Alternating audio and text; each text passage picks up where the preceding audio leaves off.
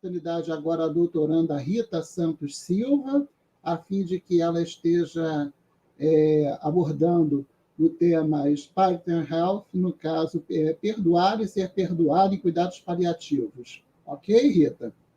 Podemos?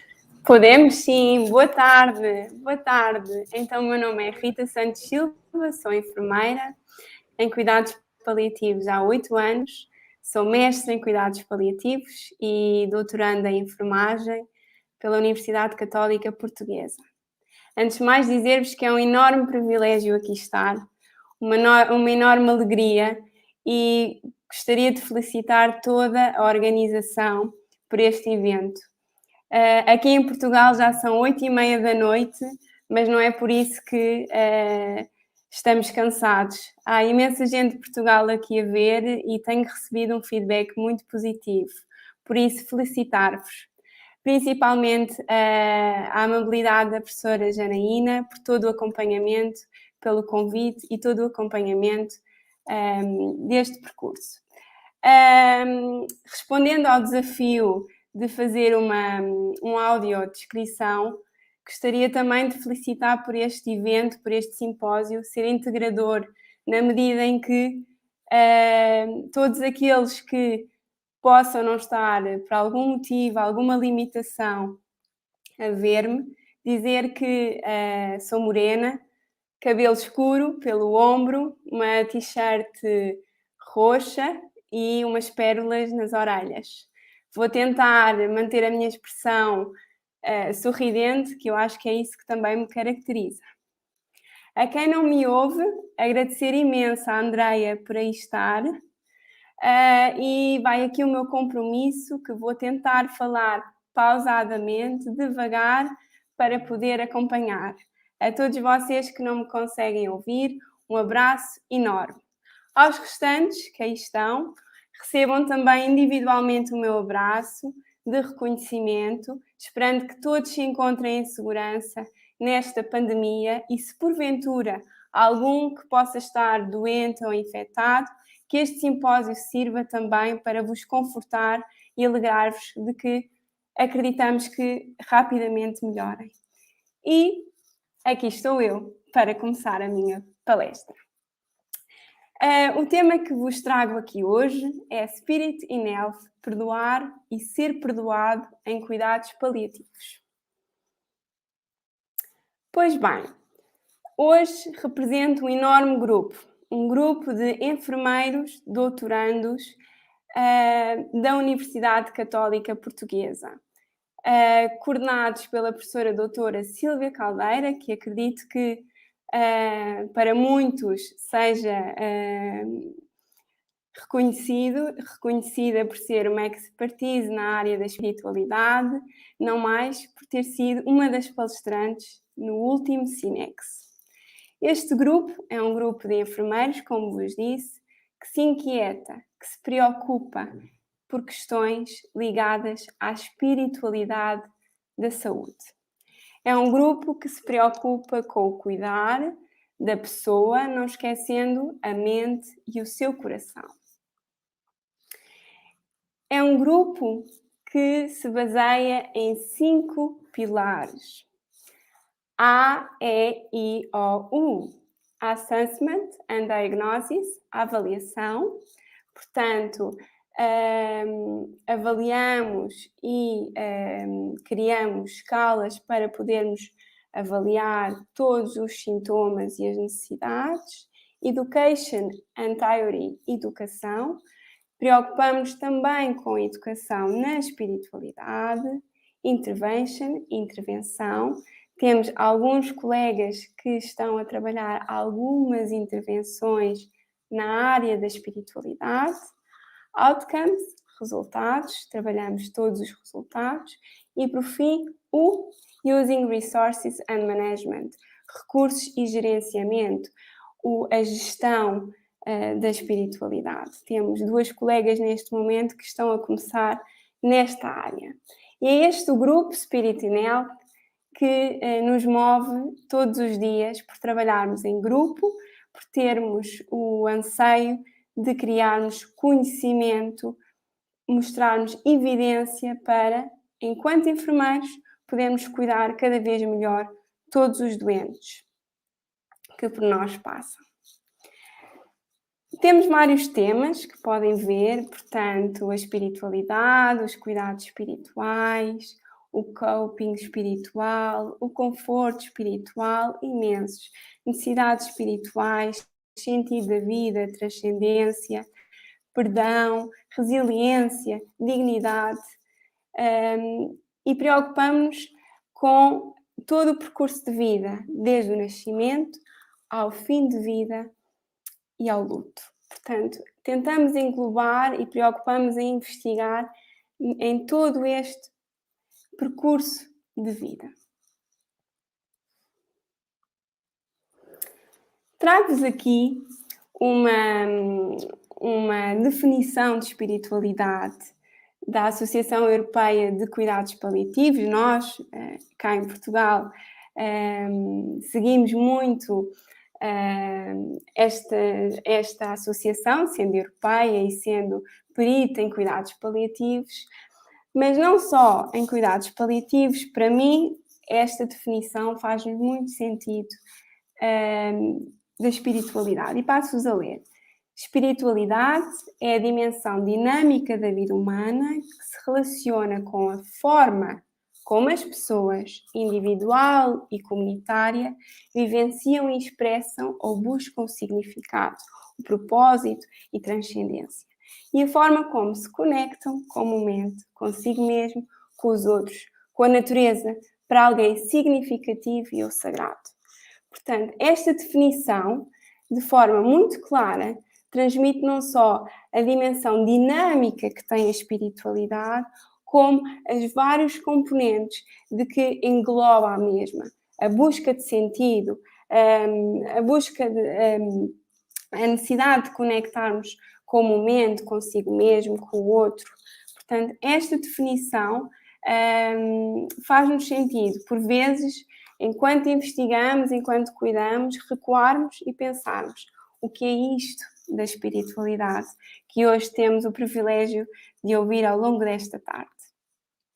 Ainda esta definição fala que o campo da espiritualidade é multidimensional, contendo vários desafios. Primeiro, desafios existenciais. Por exemplo, questões relativas à identidade. Quem eu fui, quem eu sou, quem eu serei quando eu já não cá estiver, como é que as pessoas se vão lembrar de mim? Questões como o sofrimento e a morte, questões como porquê a mim? Porquê agora? Significado de vida. Questões como reconciliação e perdão. Perdão comigo mesmo, perdão com o outro, perdão com alguém superior. Questões de liberdade e responsabilidade. Questões de esperança e desespero. Questões como o amor e a alegria. Considerações e atitudes baseadas em valores. Ainda há pouco a palestrante anterior falava e é exatamente isto. O que é mais importante para cada pessoa? Não é para mim enquanto enfermeira, enquanto profissional de saúde, porque a mim me faz sentido. Não. Enquanto pessoa que estou a cuidar, que valores tem? Quais são os relacionamentos que tem? Que significado de vida aquela pessoa tem? O que é importante para ela no aqui e o agora? E por fim, considerações e fundamentos religiosos. Se a pessoa é crente, que fé professa, que crenças tem? E como é que eu, enquanto enfermeira, enquanto profissional de saúde, providencio, estou atenta e intervenho no sentido de corresponder a esta necessidade espiritual. Então nasce aqui o perdoar e ser perdoado em cuidados paliativos. Portanto, sabemos que cuidados paliativos são cuidados que procuram a prevenção, o alívio do sofrimento, intervindo não só nas respostas biopsicossociais, mas espirituais. É crucial intervirmos nas necessidades físicas, nas necessidades sociais, mas não nos podemos nunca esquecer das necessidades espirituais. Se em todas as pessoas que cuidamos é crucial, em doentes frágeis, com prognóstico limitado, devemos ter este cuidado ainda mais acrescido. Portanto, a espiritualidade inclui várias questões, várias necessidades, e a reconciliação e o perdão são fundamentais para os pacientes e famílias. A literatura tem-nos dito que o perdão é um fenómeno altamente complexo. Volto a frisar, a literatura diz-nos que o perdão é um fenómeno altamente complexo. Mas é necessário sistematizarmos o que é que sabemos sobre o perdão em saúde para podermos responder a estas necessidades das pessoas que cuidamos. Então, porquê falar de perdão em cuidados paliativos? Porque eu, que trabalho em 8 anos, me preocupo em falar em estudar o perdão. Vimos há pouco que eram questões existenciais. E no meu dia-a-dia, juntamente com os meus colegas, percebemos que, em momento que as pessoas têm um prognóstico limitado, assuntos que até então não eram tidos como prioridade, neste momento são. Ou seja, as pessoas com necessidades paliativas pensam, repensam, refletem, priorizam e muitas das vezes existem angústias, medos, inquietações derivadas à necessidade de perdoar e ser perdoado. E em 2016, quando comecei a pensar neste tema, publicámos este paper, este artigo, sobre trazer o forgiveness à classificação internacional da enfermagem. E foi assim o nosso primeiro paper e o nosso primeiro artigo que podemos refletir. Quando é que isto nasceu? Foi em 2016. Então, sabemos, como eu vos dizia, que pacientes e famílias que enfrentam uma doença grave muitas vezes expressam arrependimento sobre eventos de vida ou necessidades de perdão. Podia-vos dar imensos exemplos. Vão compreender que em 15 minutos não conseguirei, mas dou-vos por exemplo, um pai que por uma vida profissional mais ativa não conseguiu acompanhar os seus filhos na ida à escola, nas festas de final de ano, e que até então era uma gestão familiar, que para toda a família nuclear isso era tranquilo, e numa situação de limite de vida, este pai repensa o que é mais importante, que pai eu fui, não é? Será que fui bom pai? Será que podia ter acompanhado de forma diferente? Será que eu tenho que pedir perdão aos meus filhos? Isto é um dos vários exemplos do nosso dia-a-dia. Portanto, é importante sabermos, enquanto profissionais de saúde, enquanto enfermeiros, que ao acompanharmos alguém numa situação de limite de vida, que os doentes podem expressar essa necessidade e nós devemos de escutar ativamente e devemos munir-nos para os podermos ajudar. Em 2020, juntamente com a professora Sílvia, eu e mais 2 autores, o professor João Apóstolo e a colega Adriana Coelho, fomos mapear o que é que havia sobre o perdão em cuidados paliativos, sobre a intervenção facilitar o perdão em cuidados paliativos. Portanto, havia muita coisa descrita sobre o perdão, havia muita coisa descrita sobre necessidades espirituais em fim de vida, mas não havia um mapeamento do conhecimento do que era o perdão em fim de vida. Portanto, em 2020, fizemos, portanto, uma revisão scoping pela Joana Brinks Instituto, primeiro o protocolo e depois a revisão, e conseguimos publicar. Percebemos então o quê? Que o interesse sobre o perdão em fim de vida é evidente na literatura. Mas a maioria dos estudos e da literatura é feita pela disciplina de psicologia. E sei que muitos psicólogos estão a ouvir. Porém, alguns resultados sugerem um crescente interesse na área da intervenção por outros profissionais de saúde, em particular no contexto de cuidados paliativos. Portanto, está a haver uma crescente preocupação por parte dos profissionais de saúde e começam a sair estudos e a sair comentários e reflexões sobre o perdão em cuidados paliativos. Conhecer as necessidades espirituais do paciente, sabemos que pode aumentar a satisfação do paciente. Todos nós sabemos. E sabemos também que pode proporcionar um fim de vida mais sereno, com uma qualidade de vida maior e um bem-estar superior. O sentimento de paz espiritual que esta intervenção pode proporcionar pode estar associado à preservação da dignidade e da aceitação da morte no fim de vida.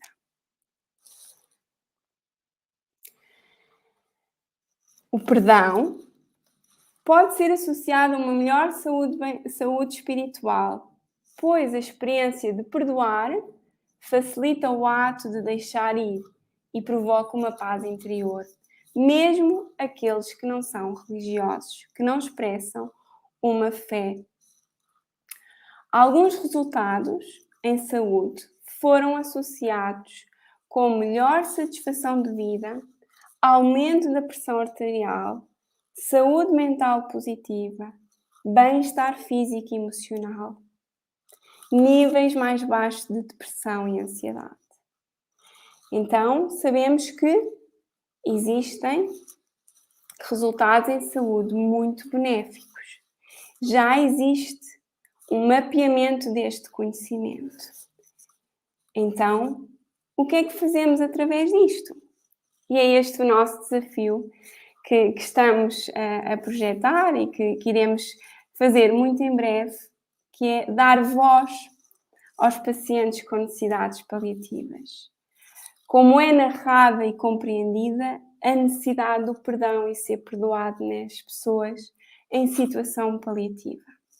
Portanto, vamos querer aprofundar o conhecimento sobre esta necessidade, vamos querer ouvir estas pessoas, vamos querer descrever, vamos querer imergir conhecimento.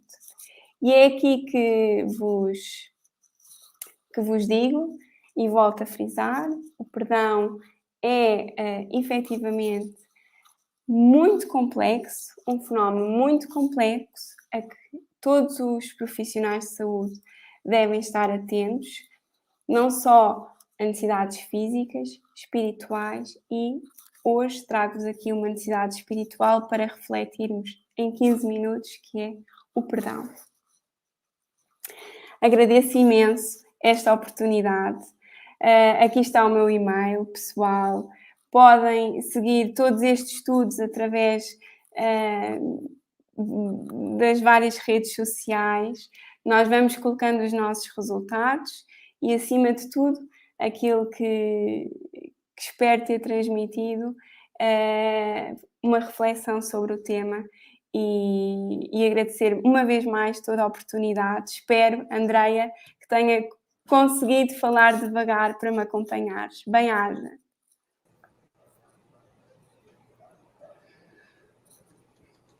Agradeço a participação de Rita Santos Silva, doutoranda da Universidade Católica Portuguesa, com relação a essa abordagem que fez em relação à questão aí da importância, da relevância que há na questão aí do perdão sobretudo por ocasião desse momento do cuidado paliativo.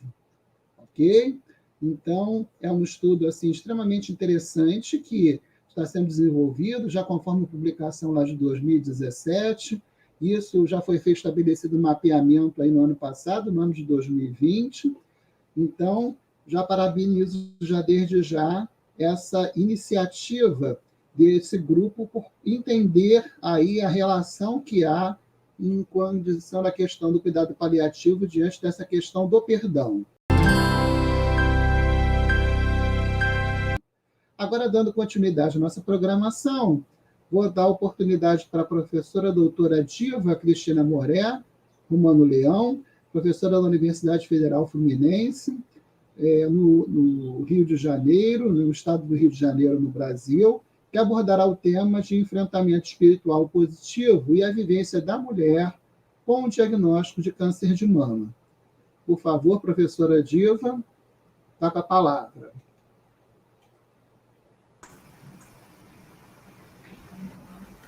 É uma alegria e um prazer estar com vocês aqui. Vocês estão me ouvindo? Que bom! Boa tarde, né? Já estamos aqui com o nosso tempo um pouquinho adiantado. Vou fazer o possível para ser objetivo, mas queria pedir para nossa equipe aí de apoio começar a transmissão. Eu sou a Diva Cristina Leão, né? Tenho cabelos loiros, lisos, e sou professora, uso óculos, pele branca, prazer a todos. Viu? E vou estar falando hoje compartilhando sobre o enfrentamento espiritual positivo e a vivência da mulher com diagnóstico de câncer de mama. Esse foi o tema da minha tese, pode passar. Pode passar, o próximo. Esse foi o tema da minha tese doutoral em cotutela internacional, não é? O título era A Vivência da Mulher com Diagnóstico de Câncer de Mama e Implicações da Espiritualidade no Cuidado, um estudo fenomenológico. A cotutela internacional foi entre a Universidade Federal Fluminense, pela Escola de Enfermagem Aurora de Afonso Costa, o programa de pós-graduação em Ciências do Cuidado em Saúde de Niterói, no Rio de Janeiro, e a Universidade de Granada, na Escola de Doutorado em Ciências da Saúde, pelo programa de doutorado em Medicina Clínica e Saúde Pública de Granada, na Espanha. As orientadoras, a doutora Eliane Ramos Pereira, aqui do Brasil, e a doutora Maria Paz Garcia Caro, da Espanha, de Granada. Pode passar. Bom, a temática sobre a espiritualidade da mulher com câncer de mama, a vivência da mulher nesse diagnóstico, foi importante pelo alto índice de câncer de mama que a gente encontra, né? E aí nós começamos a avaliar esse impacto multidimensional e todo o sofrimento que esse momento em que o diagnóstico é feito, como a mulher vivencia isso, como é esse processo. Então, para o enfermeiro, para o profissional de saúde, de modo geral, a compreensão dessa vivência da mulher se torna muito importante. E aí a gente pensa que o cuidado integral ele precisa valorizar os aspectos espirituais e emocionais. Pode passar. Eu tive como objetivos, né, compreender as implicações da espiritualidade nessa experiência do enfrentamento do diagnóstico e reconhecer a espiritualidade e as necessidades espirituais e emocionais da mulher no enfrentamento do câncer de mama a partir do seu comportamento de enfrentamento, utilizando a espiritualidade para promover a emoção positiva, que é muito importante. Isso foi um dos objetivos específicos da tese. Pode seguir. A espiritualidade já foi bastante definida aqui, tem várias definições, né? Mas é importante a gente pensar que é uma busca por uma conexão consigo mesmo, com os outros, com o ambiente e com uma conexão pessoal com o sagrado, numa experiência com o Deus superior transcendente. E aí é importante a gente identificar que a espiritualidade ela está ligada à fé religiosa, mas ela é mais ampla do que isso. Já a religiosidade é uma expressão da espiritualidade que está inserida nos sistemas organizados de religiões ou de fé para uma experiência concreta. E, segundo Frankl, é dar sentido na vida, é descobrindo por si mesmo a essência, o dinamismo e a grandiosidade de viver. Pode passar. O enfrentamento, que também fez parte importante da minha tese, é que, a partir do modelo transacional de estresse elaborado por Lazarus e Folkman em 1986, o comportamento de enfrentamento foi visto como um processo dinâmico, relacionado a estratégias cognitivas e comportamentais utilizadas para regular a angústia do estresse. O estresse inicia quando a mudança é percebida como uma ameaça à integridade da pessoa. E a resposta, então, é uma adaptação e equilíbrio emocional pessoal, ressignificando a sua experiência. Pode passar. Os comportamentos de enfrentamento visam, então, preservar a saúde física e mental frente às adversidades. Podem ser adaptativos, que seriam os positivos, ou os não adaptativos, que seriam os negativos.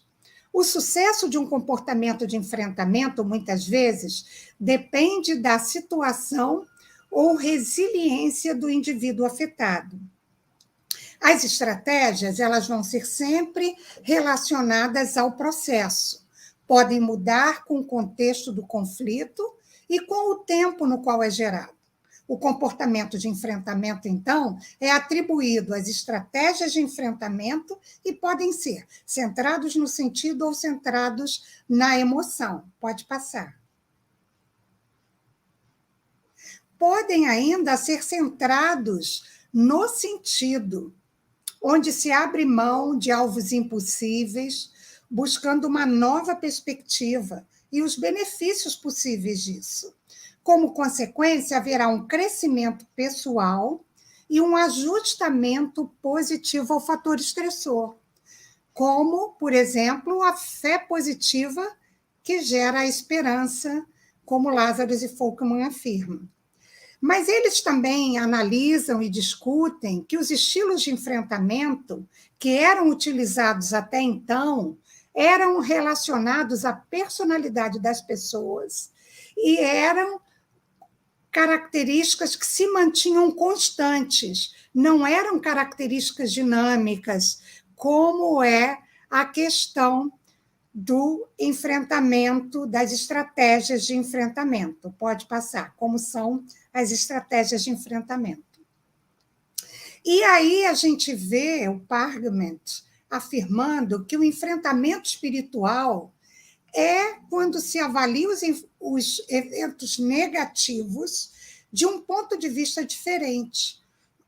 Como assim? Sem negar nem distorcer os fatos.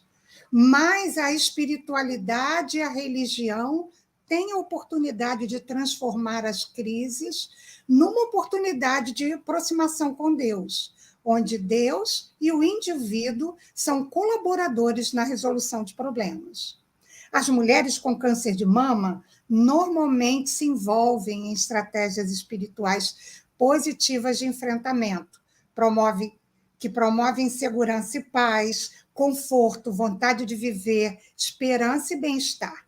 Mas a gente não pode esquecer que existe enfrentamento espiritual negativo, Por exemplo, o sentimento de estar abandonada por Deus, as emoções negativas, como a alta ansiedade, o medo intenso e a angústia. Pode passar. E na metodologia, na tese, se fez um estudo qualitativo, descritivo e fenomenológico. O setor foi o ambulatório de mastologia do Hospital Universitário Antônio Pedro, aqui da Universidade Federal Fluminense. Foram entrevistadas 40 mulheres, mediante a técnica de entrevista semi-estruturada, e, complementariamente, se utilizou um questionário de bem-estar espiritual, que é o Spirit Wellbeing Questionnaire, desenvolvido por Gomes e Fischer, e tem um formulário de caracterização das entrevistadas também. Os dados analisados conforme o método fenomenológico de Amadeus George. E, com isso, houve uma melhor compreensão do fenômeno, porque se utilizou o referencial teórico de Merleau-Ponty. Pode passar. Nos resultados, aqui eu vou dar só uma pincelada geral para entrar nos assuntos mais importantes. A maior frequência da classe etária foi entre 24 e 55 anos, tá? Que foi 32% da amostra, mas no global elas tinham entre 24 e 76 anos. E a média era de 59 anos. A metade delas era casada, quase a metade, né? E a maioria tinha de 1 a 2 filhos. Quase a totalidade das mulheres professava uma crença religiosa. Foi uma das perguntas que a gente fez no formulário de caracterização, sendo que 52,5% das entrevistadas informaram seguir a religião católica e 37,5% informaram ser de religião evangélica. E, na análise do questionário de bem-estar espiritual, queremos chamar a atenção no fato que foi evidenciada uma tendência grande ao sofrimento no enfrentamento do diagnóstico. Mas a relação com o transcendente, na qual se inclui a fé, a esperança, a comunhão, a vida de oração, a paz com Deus, foi confirmada como uma importante questão com a melhor avaliação média. Pode passar. E aí, na categoria, né, na primeira categoria que a gente fez, houve a percepção que os impactos emocionais no diagnóstico do câncer de mama foram bem fortes, bem considerados pelas mulheres no enfrentamento centrado na emoção. Então, o choque, desmaio, o espanto, o desespero, o choro, a angústia, a dor de alma, a negação, os sentimentos ambíguos foram percebidos. As repercussões emocionais, como medo, preocupação, incertezas, tristeza e depressão, culpa, todos foram também observados. E, na primeira categoria, a gente também vê, pode passar, que no processo de enfrentamento, numa doença grave, né, o primeiro momento é o do choque. E aí a gente vê, dentro das estratégias, que quando se lida com a doença grave, o segundo é a indiferença. Esse momento de indiferença altera a capacidade de decisões e de ações, seguido de uma fase de encontro com o seu eu. Nesse momento, a pessoa se sente desamparada e em pânico. E a próxima etapa de retração, onde há negação ou teste da realidade, a pessoa muda constantemente, visivelmente, e essas fases, elas podem variar, se intercalar várias vezes durante o processo de enfrentamento ou nas estratégias de enfrentamento, como estamos vendo. Podemos passar.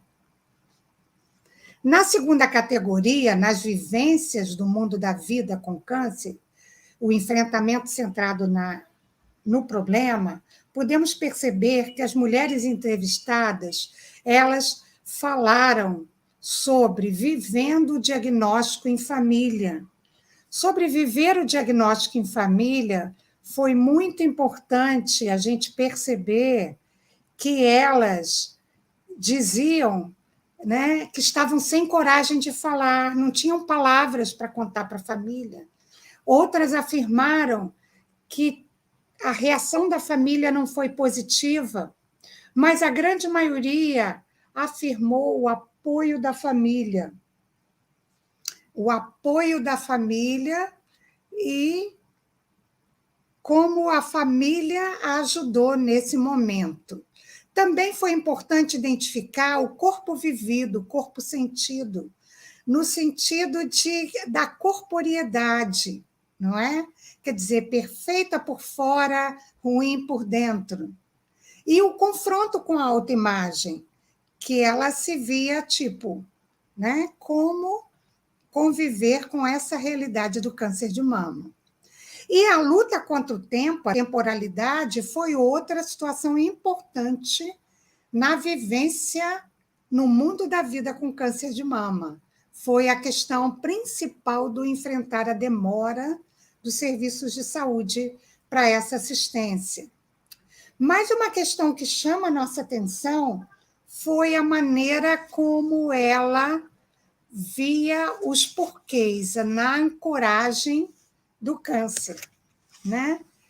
Aí vinha o câncer na família, outras experiências que ela já tinha tido de câncer, o câncer, né, como um evento global, como uma situação que no mundo inteiro é realidade, e as raízes do câncer. Por quê? Né? Mágoas, ressentimentos, angústias. Então, ela questionava isso. E aí eu quero chamar a atenção, pode passar, que os autores aqui afirmam, né, Cara e Steele, que a busca pela causa do câncer pode levar a mulher a ter uma explicação pessoal, e que pode não ser a realidade. Muitas das atribuições relacionadas ao câncer, principalmente a angústia e a aflição, quando é por tempo prolongado, mas esse processo de enfrentamento ele é complexo e pode se relacionar negativamente, com isso aumentando os níveis de ansiedade, de depressão, em especial quando se culpa alguém de ter provocado o estresse e a doença subsequente. Pode passar. E aí, na terceira categoria, né, na espiritualidade, na vivência do bem-estar e do sentido da vida, o enfrentamento centrado no sentido, nós podemos ver que aqui foi um leque de assuntos importantes, de subcategorias, o significado, a relação com Deus, o convívio religioso e o sentido da vida, e também a espiritualidade como alicerce do sentido do bem-estar, não é? Então, vamos ver um pouco mais sobre isso. Pode passar. Vivendo aqui ó, o significado da espiritualidade no confronto com a experiência do câncer, não é? Então, a gente pode ver como fonte de força espiritual. Quando as mulheres, elas colocam essa questão de que Deus é que está dando força. Parece que eu não estou com nada, não. Foi impressionante para mim, disse a E40, né, entrevistada 40. É Deus mesmo que está me dando essa força. Então, a gente percebe aqui que a espiritualidade se destacou como fonte de força espiritual, fonte de força emocional e até mesmo funcional para elas manterem as atividades diárias. As entrevistadas, elas se descobriram fortes ao utilizarem a utilizarem as estratégias de enfrentamento positivas, como a fé em Deus e a esperança. Pode passar. Na segunda subcategoria, o bem-estar na relação com Deus, nós vemos que as mulheres revelaram sua fé, sua confiança, o que as levava a crer e a confiar. E aí entrou o uso frequente da oração, como parte disso, como promovendo a vinculação com o sagrado. E aí elas conseguiram elaborar melhor a doença desde o seu diagnóstico. Pode passar. E a terceira subcategoria, o bem-estar no convívio religioso, nós vemos a questão do acolhimento e do conforto na comunhão das igrejas, porque elas sentiram necessidade de ter mais alguém orando por elas, encorajando, dando conforto e o suporte emocional. Pode passar. Na quarta subcategoria, o sentido da vida, ficou claro as mulheres buscando esse propósito do bem-estar existencial. E aí os valores de vida ficaram claros, ficaram muito claros, né? Deus, família, vontade de viver e saúde, né? Vontade de viver com saúde. Ficaram muito claros. Por quê? E aí a gente vê ela buscando e explorando esses valores existenciais. E as mulheres, então, elas puderam ter uma visão diferenciada, né? Ver o mundo através de outras lentes, não da dor e do sofrimento só, mas através da vontade de viver, da espiritualidade, da busca de sentido da vida. Pode passar. E quando a gente pensa na quinta subcategoria, quando eu trago para vocês aqui, que está dando uma passada rápida, né, pelo tema, nós vemos a espiritualidade como alicerce de sentido e bem-estar. Percebe-se, então, que a vontade de viver faz parte dessa busca de sentido. Por quê? As mulheres que mantiveram a calma e o equilíbrio, elas conseguiram se posicionar como tendo o relacionamento com Deus como ponto de partida, para que esse bem-estar pudesse ser vivido, pudesse ser experienciado. E aí nós vemos também o redirecionamento do foco.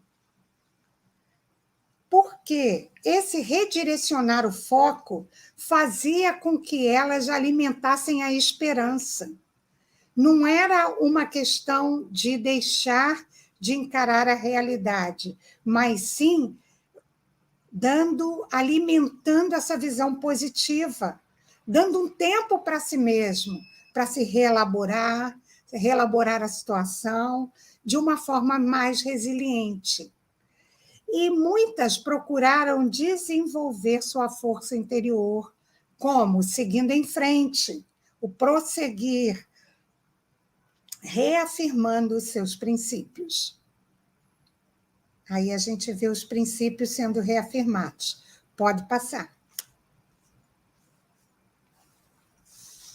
O bem-estar e a qualidade de vida dos pacientes com câncer, aqui eu trago alguns autores, né? São possíveis a partir da espiritualidade, ou seja, a fé, a entrega ativa a Deus foi confirmada como provedora de um grande bem-estar físico, funcional e emocional. Então, isso foi confirmado. A realização de orações como forma de dialogar com Deus, quando está diante de uma cirurgia, ou mesmo que seja o agradecimento e a entrega ativa, a entrega do dia, das situações, dos problemas. E aí a gente vê as pessoas, né, o que Pargament fala, as pessoas descrevendo o papel da religião no enfrentamento, apontando para um terceiro papel, na qual eles não são nem passivos, nem autônomos, mas interativos com Deus, com os dois desempenhando um papel ativo nesse processo. Pode passar. Já Swinton, né, ele fala das mulheres com câncer, dizendo que Deus tem um plano para a vida de todos, e até o câncer de mama tem um significado e um propósito nesse plano maior. Dessa maneira, as mulheres pareciam ser capazes de ganhar um controle da situação de novo, né? E encontrar um significado, uma esperança, mesmo no meio dos profundos desafios que o diagnóstico de câncer de mama trouxe para elas. Já o autor que a gente falou lá no início da teoria de enfrentamento, o Folkman, ele afirma que o efeito de gerar conforto, calma e esperança pode ser reforçada por outras estratégias de enfrentamento em pacientes com câncer, remanejando o foco, ou seja, diminuindo a preocupação com a doença e colocando o foco na fé. Então, diante disso, né, eu trago uma parte da minha conclusão na tese, que fala que a espiritualidade se apresenta como um forte sustentáculo da mulher no enfrentamento do diagnóstico de câncer, concedendo, então, um alicerce vital para que ela possa ressignificar sua experiência a partir desse impacto emocional. A espiritualidade, ele proporciona à mulher transcender aos enfrentamentos centrados na emoção, centrados no problema, e a mobiliza por uma busca para o sentido da vida e o bem-estar existencial. Como assim? Permitindo um modo de lidar mais positivo, calcado no enfrentamento baseado no sentido da sua existência. E a espiritualidade, então, se configura como uma estrutura fundante, né, um fundamento de bem-estar que perpassa toda essa vivência, uma estrutura propulsora de manutenção, de força e de equilíbrio, de esperança renovada para que ela possa seguir em frente com propósitos que a conduz adiante, redirecionando o foco de vida e a visão de mundo. Eu quero, então, agora... Pode passar. Aqui trouxe algumas das referências, pode passar. E eu quero deixar um pensamento, né, uma mensagem da Palavra de Deus para terminar, que diz que porque dele, por ele e para ele são todas as coisas. A ele, Deus, pois a glória eternamente. Amém. Isso está lá em Romanos 11:36. Eu tenho muito para agradecer. As minhas duas orientadoras estão aqui na foto, não é? Doutora Eliane Ramos e doutora Mari Paz. E eu trouxe também a foto lá na Universidade de Granada, diante do Parque Tecnológico da Saúde. E quero agradecer a Deus por esse tempo, porque a Ele toda a glória por esse tempo e por esse doutorado internacional. Obrigada, aí está meu e-mail.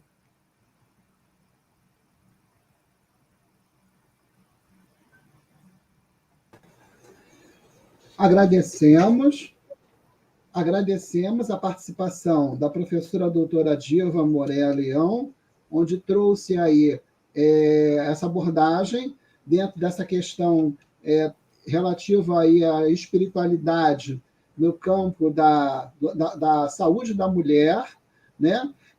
Foi um trabalho hercúleo desenvolvido pela professora, junto com as suas orientadoras, porque foi um doutorado que Simultaneamente, foi feito um doutorado no Brasil, um doutorado na Espanha, na Universidade de Granada.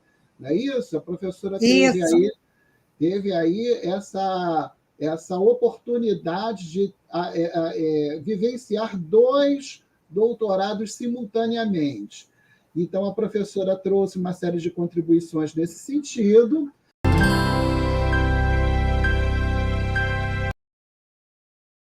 Enfermeira para a doutora Renata Carla Mancetti Rocha, que vai abordar o tema sentido da vida no trabalho em saúde. Ok? Por favor, Renata. Olá. Boa tarde a todos, né? Primeiramente, eu gostaria de agradecer pelo convite em estar aqui, né? E dizer que essa tarde foi muito proveitosa. Eu digo foi porque eu sou a última palestrante, né, praticamente. Então, dizer que essa tarde foi muito proveitosa. A troca de conhecimento é sempre muito boa quando acontece assim, dessa forma amistosa, né? E esse tema, né, de espiritualidade é um tema muito importante, principalmente para nós que somos da área da saúde, né, que precisamos ver o homem, né, como um todo, né. Então, eu vou colocar agora aqui o PowerPoint.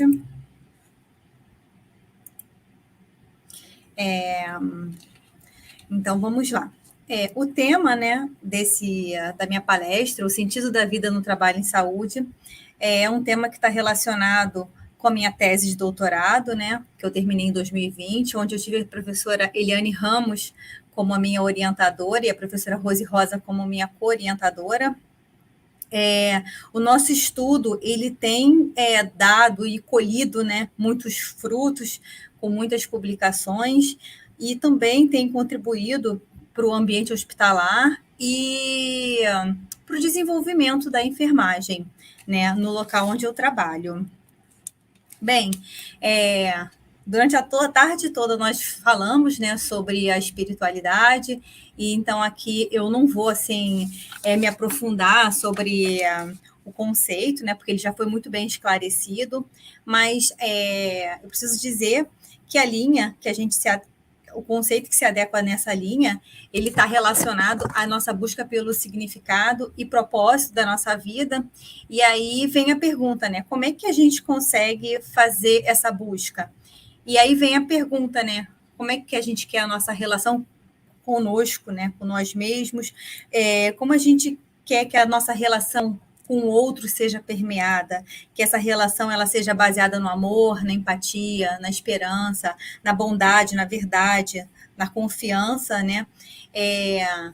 Quando a gente fala da relação com a natureza, a gente está querendo dizer aonde a gente encontra a nossa paz interior. Então, para muitas pessoas pode ser num lugar de praia, outras pode ser no seu quintal da sua casa, outras pode ser num lugar de floresta, de montanha. E o outro encontro como a gente encontra o nosso sentido da vida, nessa busca do nosso propósito, ele se dá através do Deus que habita nos nossos corações, e esse Deus, ele, como já foi muito bem falado aqui, ele pode estar ligado a uma religião ou não, mas vai ser aquilo que vai nutrir a nossa alma, né? Então, quando a gente fala sobre a dimensão espiritual, nós estamos falando de uma dimensão que é especificamente humana, né? E que permite o homem na capacidade dele ser único e de viver um sentido de transcendência. E para ele viver esse sentido de transcendência, significa que ele possui a dimensão espiritual. O homem, diferente de qualquer ser no universo, ele possui a dimensão espiritual, e isso e essa dimensão é a dimensão que está acima de qualquer dimensão, que seriam a física, a mental, a social e dentre outras. E é ela que vai permitir o homem ser racional e interrogar sobre o sentido da sua existência. Então, é através dela que o homem consegue sair das suas condicionalidades e, por meio da sua liberdade e responsabilidade, vislumbrar sentidos para a sua existência. Então, quando eu falo liberdade e responsabilidade, eu estou dizendo que o homem ele tem a liberdade para suas escolhas, né? Só que as nossas escolhas são escolhas condicionadas, porque senão a gente poderia ir na rua e fazer o que a gente quisesse. A gente até pode, mas a gente é responsável por aquilo que a gente faz. Então, a gente colhe, né, os frutos daquilo que a gente fez. E isso é a responsabilidade ligado à liberdade.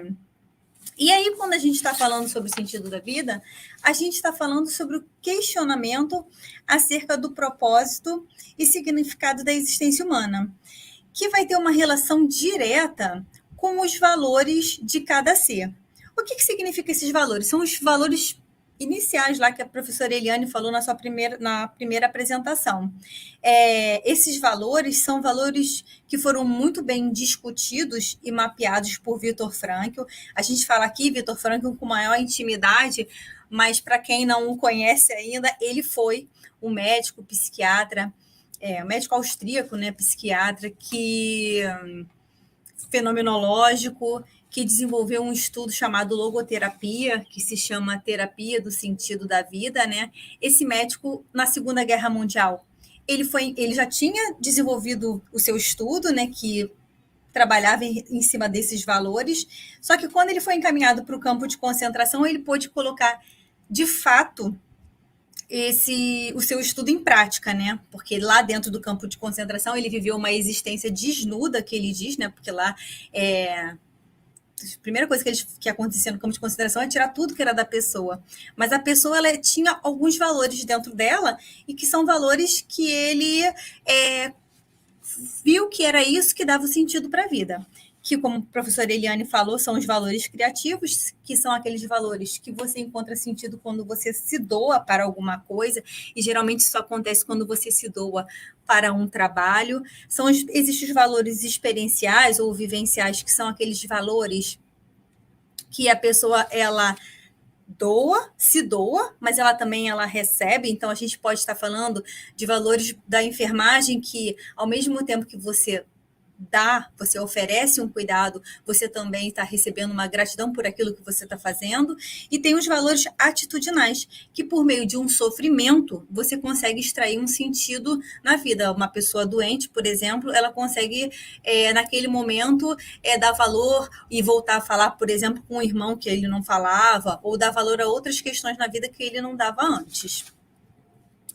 E aí, quando eu falo, então tá bom, então, nós queremos saber qual é o sentido da vida no trabalho em saúde, né? Aí eu tenho que dizer que esses sentidos, eles são universais, ou seja, se eu desenvolvesse essa pesquisa em outro setor, eles poderiam aparecer, né? Mas cada um com seu propósito. E ele onde é que eu desenvolvi esse estudo? Eu desenvolvi esse estudo no Instituto Nacional do Câncer, que minha tese de doutorado, ela abordava sobre o sentido da vida do enfermeiro no trabalho em cuidados paliativos oncológicos. E aí, quando a gente vai desenvolver uma tese, você tem o seu pressuposto da tese. Então, você tem a sua hipótese, você pensa, o que eu vou achar ali? E eu achava que o sentido da vida de quem trabalha na área da saúde, dentro de um setor de internação, que era o meu caso, ia dizer que o sentido era o cuidado. Só que eu me enganei. Quando você faz um estudo desse, que você busca conhecer o vivido e o experienciado do ser humano, você está desenvolvendo uma pesquisa fenomenológica. E dentro dessa pesquisa fenomenológica, você precisa compreender aquilo que a pessoa está te mostrando. No caso, na minha entrevista com os enfermeiros. E aí, dentro daquilo, você encontra a essência do fenômeno. O que seria a essência do fenômeno?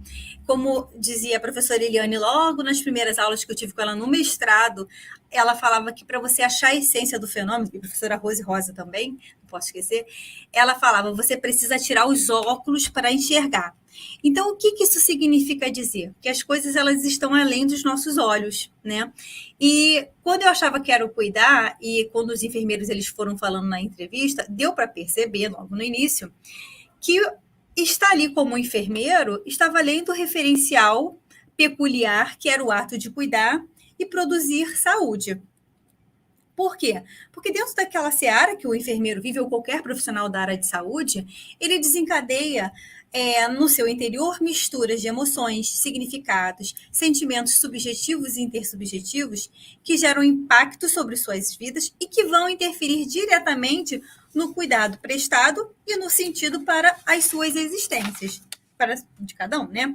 Então, o que foi percebido? Que o sentido da vida no trabalho, ele surge daquilo que move a existência humana. E que cada indivíduo tem a sua própria vocação ou missão específica na vida e que precisa executá-la de uma forma concreta a fim de atingir a sua autorrealização. Então, quais foram os sentidos encontrados? Primeiro, o sentido que foi o mais óbvio, mas eu não esperava que eu ia ouvir, é o trabalho como sentido próprio, então seria suprir suas necessidades. Necessidades sociais, econômicas, aporte financeiro, transformação pessoal, realização pessoal, perceber que ele é único e insubstituível dentro daquela situação, um resgate como sujeito. Um outro sentido foi que o trabalho, foi evidenciado que o trabalho, ele está alinhado ao ser e ele se apresenta como a sua expressão no, do e com o mundo. Então, o trabalho ali, o cuidado, ele se apresentou como uma forma que ele se identifica para o mundo e como ele constrói a sua realidade e fonte de vida. Outra questão encontrada de sentido foi a liberdade de escolha. Ou seja, a maneira como ele desenvolve o seu trabalho, ela vai ser impactada pela forma que ele percebe a sua liberdade e responsabilidade. Olha elas aí de novo. Essa liberdade é uma liberdade que está na capacidade de imprimir finalidade. Então, é uma liberdade para eu estou livre, eu quis cuidar, eu quis estar cuidando de pessoas doentes. E aí ela vem acompanhada da responsabilidade, que é exatamente aquilo. Você faz, já que você decidiu estar ali, então você vai cumprir o seu dever direitinho. A outra questão foi uma oportunidade, que foi de fazer um concurso ou até mesmo ser convidado para trabalhar naquele setor. E, por último, quem se apresenta aí como sentido foi a alteridade, que essa alteridade ela está relacionada a um trabalho que é direcionado a alguém, que faz com que o termo cuidado ele seja solidário, relacional, existencial e temporal. Então, para os enfermeiros, o cuidado ele faz com que ele se sinta uma pessoa especial para o outro, e isso se torna como um valor imperativo, como uma expressão da sua humanidade. Então, ali, essa autoridade, ela aparece mais do que aquela questão de eu gostaria de fazer para o outro o que eu gostaria que fizessem para mim. Não foi dessa forma. Foi pelo contrário. É uma questão e uma expressão de humanidade. E aí a gente observa, então, que o pleno encontro do sentido da vida, ela vai dar por meio da dimensão espiritual e pela autotranscendência. Por quê? Porque a dimensão espiritual, como nós já visualizamos, ela vai ser parte da totalidade do indivíduo. E é por ela que o homem vai decodificar os fenômenos existenciais vivenciados. Então, quando o enfermeiro está lá no setor de internação, ou qualquer outro setor que ele está, e ele vê uma pessoa doente, ele vai em busca de explicações. Por que aquela pessoa está passando por isso? Aquilo que ele vê faz ele construir o seu ser, ajuda ele a questionar os seus valores, né? Que antes ele dá valor a uma coisa que hoje para ele não faria mais sentido, ele preferia estar com saúde do que estar ali igual uma pessoa doente. Faz valorizar e revisar a sua fé, valorizar a vida. O seu trabalho ali está como uma missão, um aprendizado, um crescimento pessoal, profissional e espiritual, e até mesmo quando ele coloca isso para dentro de si, apresenta-se como um reencontro profissional. E aí, quando a gente fala e por meio da autotranscendência, quando a gente fala da autotranscendência, o que é isso? Quer dizer que quando o homem ele encontra o sentido da vida, é que ele chegou na autotranscendência. Essa autotranscendência, ela não é aquela que a gente pensa que é você ficar como Buda embaixo de uma árvore por 7 dias pensando e encontrando os porquês da vida e o sentido. Não, a autotranscendência que eu estou falando aqui, ela é onde a dimensão espiritual ela vai ser revelada. Ou seja, ela vai ser uma abertura do espírito para o mundo. Então, vai ser o quê? Justamente a essência da existência humana. Então, o que a gente observa? Que a autotranscendência significa que a existência ela não vai ser um fim que vai estar limitado a uma constante busca de prazer, poder e prestígio, ou fadada a condicionamentos psicossociais.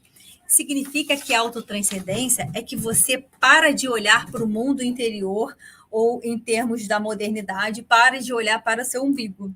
Significa que você vai fazer um mergulho sólido para a descoberta da própria essência da sua vida. E isso que a gente está falando agora é uma coisa que Viktor Frankl, lá em 1978, colocou o significado de autotranscendência para ele. Que ele diz que o caminho e a direção ao sentido da vida, ela vai se manifestar quando você se direciona a algo ou a alguém, quando você se entrega a uma obra a quem se dedica, a uma pessoa a quem você ama, ou a um Deus a quem você serve. Então, o que ele quer dizer aqui é que o sentido da vida, ele não é uma autorrealização, porque a autorrealização, na verdade, ela vai existir, mas ela é um efeito colateral da autotranscendência. Deixa eu passar aqui. Então, apenas para deixar concluído, é que quando a gente olha para fora, começa a olhar para fora, faz um trabalho, porque isso é um trabalho diário, quando a gente começa a dedicar a nossa vida para algo que não é só para a gente, é para o outro, é para uma causa, a gente mais livre, mais autêntico e mais ser humano nós nos tornamos. Então, nesse slide eu coloco que a existência humana, ela só vai ser autêntica quando nós vivemos em termos de autotranscendência, porque ela vai ser a motivação profunda que vai fazer nós termos forças para viver e crer em completa plenitude. E quando a gente está autotranscendendo, é através da autotranscendência que a gente vai ter o potencial transformador pessoal e profissional, porque ela evidencia o legítimo do nosso ser, que é livre de manipulações.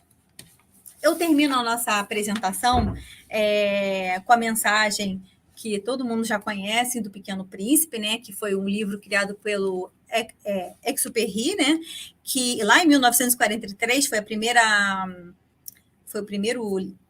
versão do livro, e que existe a conversa entre o Pequeno Príncipe e a raposa. E por que tem essa frase? Porque o Pequeno Príncipe não sabe o que significa cativar. E aí a raposa fala para o príncipe, a gente só consegue ver melhor as coisas com o coração, e que o essencial é invisível aos olhos. Então, essa frase, eu trouxe ela muito para a nossa realidade, né? Resumindo todo o nosso estudo, e a gente leva para a vida. Que é importante a gente parar de olhar a vida e as coisas com superficialidade. Nós precisamos cativar o que existe dentro de nós, ou seja, precisamos ver as coisas além dos nossos olhos, como eu aprendi lá no mestrado com a professora Rose e a professora Eliane Ramos, que é tirando as nossas lentes para enxergar mais as coisas com a alma. Então, um simples olhar com uma percepção diferente pode fazer a gente compreender o mundo de uma outra forma e de sermos pessoas cada vez melhores. Agradeço muito pela presença de vocês, por terem ficado até o final. Estou muito feliz por estar aqui hoje. Um beijo a todos.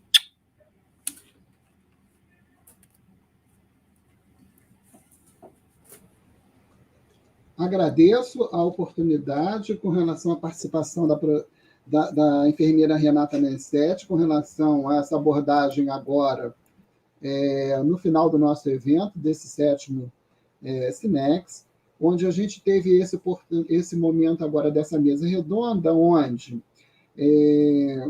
houve a participação por parte de Rita Santos Silva, que trouxe à tônica a questão do perdão, professora Diva Moretti, que trouxe a questão da oração e fé, e Renata Nensetti, que trouxe a questão aí do caráter espiritual, a autotranscendência no sentido da vida, aí onde o essencial é invisível. Estamos com o nosso horário avançado, as 3 preletoras deixaram aí os seus e-mails de contato, e a organização do evento também, caso nós tenhamos alguma participação, alguma dúvida, a gente poderá estar repassando para essa pessoa eventualmente interessada essa questão dos contatos das preletoras para uma posterior participação. E vou estar dando oportunidade agora, idealizadora e organizadora aí do evento, a professora Eliane Ramos Pereira, para que esteja ocorrendo